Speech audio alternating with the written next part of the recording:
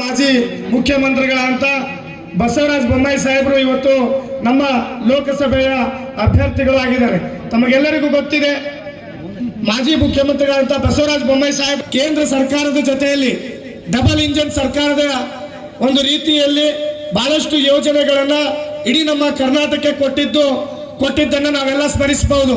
ಅದಕ್ಕಿಂತ ಹೆಚ್ಚಾಗಿ ಈ ನಮ್ಮ ಜಿಲ್ಲೆಗೆ ಇವತ್ತು ನಮ್ಮ ಸಿರಟ್ಟಿ ಮತಕ್ಷೇತ್ರದಲ್ಲಿ ಕುಡಿಯೋ ನೀರಿಂದ ಆಗಿರ್ಬೋದು, ಇಟಗಿ ಸಾಸಲವಾಡ ಏತ ನೀರಾವರಿ ಆಗಿರ್ಬೋದು, ಸಿಂಗ್ಟಾಲೂರು ಏತ ನೀರಾವರಿ ಆಗಿರ್ಬೋದು, ಮತ್ತು ಕೆರೆ ತುಂಬಿಸೋ ಯೋಜನೆ 20 ಕೆರೆ ತುಂಬಿಸೋ ಯೋಜನೆಗಳು, ಮತ್ತು ಅದಕ್ಕಿಂತ ಹೆಚ್ಚಾಗಿ ಜಾಲವಾಡಗಿ ಏತ ನೀರಾಗೆ 197 ಕೋಟಿ ರೂಪಾಯಿಯನ್ನ ಕೊನೆಯ ಬಜೆಟ್ ಅಲ್ಲಿ ಬೊಮ್ಮಾಯಿ ಸಾಹೇಬ್ರವರು ಅನೌನ್ಸ್ ಮಾಡಿದ್ರು.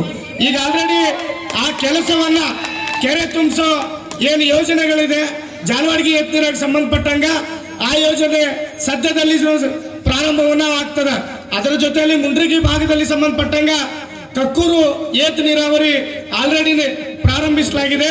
ಹಾಗಾಗಿ ನಾವು ನಮ್ಮ ಲೋಕಸಭೆಯ ಅಭ್ಯರ್ಥಿಗಳಿಗೆ ಕೇಳ್ಕೊಳ್ಳೋದಷ್ಟೇ, ತಮಗೆಲ್ಲರಿಗೂ ಗೊತ್ತಿದೆ, ನನ್ನದು ಮತ್ತು ಇಲ್ಲಿ ಸೇರಿದಂತ ಎಲ್ಲ ಭಾರತೀಯ ಜನತಾ ಪಾರ್ಟಿಯ ಕಾರ್ಯಕರ್ತರು ಮತ್ತು ನಮ್ಮ ರೈತ ಬಾಂಧವರಿಗೆ ಈ ಕ್ಷೇತ್ರದಲ್ಲಿ ನಮ್ಮ ತುಂಗಭದ್ರಾ ನಿಧಿ ಎಷ್ಟಿದೆ ಅಂದ್ರೆ 15 ನಮ್ಮ ಕ್ಷೇತ್ರದಲ್ಲಿನೇ ಹಾದು ಹೋಗಿದೆ. ನಮಗೆ ಬೇಕಾಗಿದ್ದಷ್ಟೇ ಸಿಗ್ಗಾಂವ್ ಕ್ಷೇತ್ರದಲ್ಲಿ ಹೇಗೆ ನೀರಾವರಿ ಯೋಜನೆಗಳನ್ನು ತಂದಿದ್ದಾರೆ, ಅದೇ ತರ ನಮ್ಮ ಸಿರಟ್ಟಿ ಮತ್ತು